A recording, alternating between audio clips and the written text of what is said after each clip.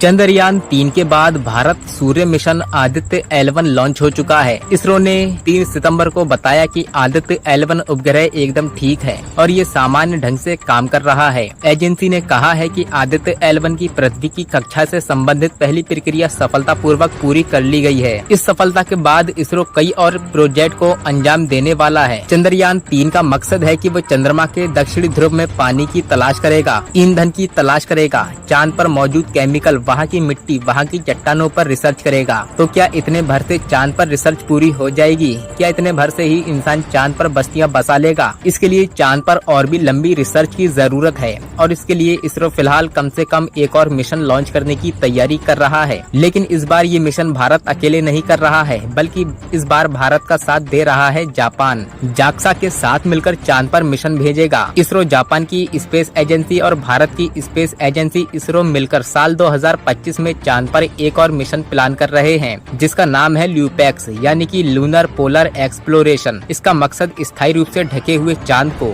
ध्रुव के बारे में जानकारी हासिल करना है। ये मिशन चंद्रयान-2 और चंद्रयान-3 की तुलना में और ज्यादा मुश्किल होने वाला है। चांद पर स्टेशन बनाना चाहता है इसरो। इसके अलावा इस मिशन की सबसे बड़ी चुनौती ये है कि इस मिशन के जरिए चांद पर एक ऐसी जगह की तलाश करनी है जहाँ पर एक स्टेशन बनाया जा सके। अभी फिलहाल अंतरिक्ष में सिर्फ एक ही स्टेशन है और वो है इंटरनेशनल स्पेस स्टेशन। चांद पर इसी तरह का एक स्टेशन भारत भी बनाना चाहता है ताकि वहाँ इंसानों के भी रुकने की सुविधा हो सके। ऐसे में इसके लिए सबसे जरूरी है कि चांद पर इस तरह जगह तलाशना और भारत का अगला मिशन यही होने वाला है, जिसमें जापान भी मदद कर रहा है। मिशन के लिए लॉन्च व्हीकल और रोवर जापान देगा तो इसका लैंडर भारत का इसरो बनाएगा। भारत जो भी सैटेलाइट लॉन्च करता है वो वापस नहीं आता है। सैटेलाइट जाते हैं, अपना काम करते हैं और फिर अंतरिक्ष में ही दफन हो जाते हैं। लेकिन अब भारत की कोशिश ये है कि वो जो भी सैटेलाइट लॉन्च करे वो वापस धरती पर लौट सके। चंद्रयान-1 के मिशन डायरेक्टर रहे एम अन्नादुरई का कहना था कि अगर चंद्रयान-2 की सॉफ्ट लैंडिंग हो गई होती तो फिर चंद्रयान-3 का मकसद रिटर्न मिशन ही होता। चंद्रयान-3 धरती पर नहीं लौटेगा, लैंडर रोवर सब चांद पर ही रह जाएंगे। लेकिन अगर चंद्रयान-2 ने ये काम कर दिया होता तो फिर भारत चंद्रयान-3 को चांद पर भेजता भी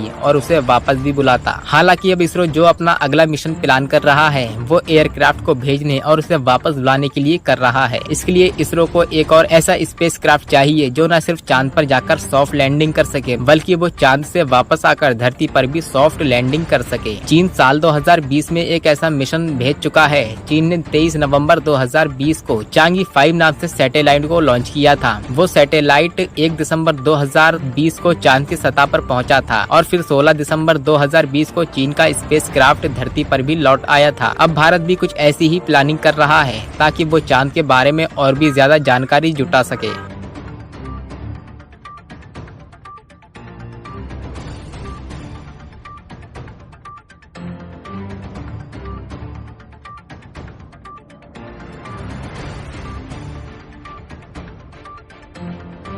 चांद पर रोवर और लैंडर दोनों के बीच